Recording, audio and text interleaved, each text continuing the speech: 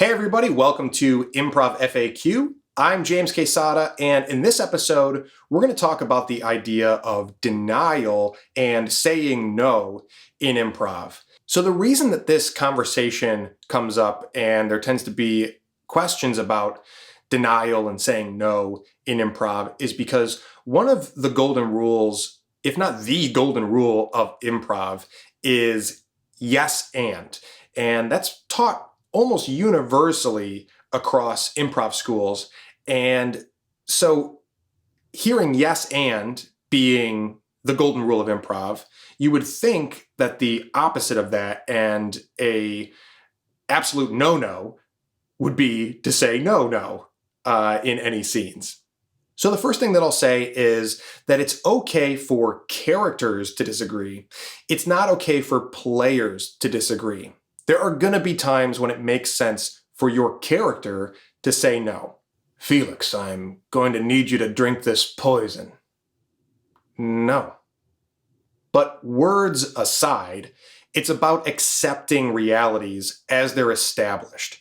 If you hear, I'm going to need you to drink this poison, the thing to do is to accept the truth that I'm in a room with someone who wants me to drink poison.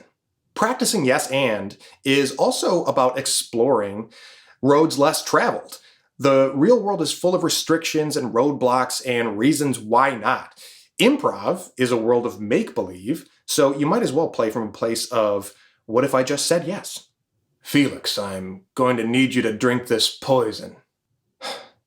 Yes, for the good of the country. The other thought behind this question of saying no in improv is that sometimes people over yes and yes can feel hollow in places where a no would be more believable. And the answer to that is that if you're gonna say yes, it shouldn't feel obligatory. It's your job to make the yes feel believable. And if you're gonna say no, it shouldn't feel like a stubborn refusal to do something unrealistic. A no should also feel believable. And if it feels believable, it feels like agreement. That's it for this episode. Let me know in the comments if you have follow-up questions on denials and saying no. I feel like it's a topic that we could elaborate on in a lot of different ways in its own right. But for now, let me know if you have any other suggestions for questions that you'd like to have answered on Improv FAQ.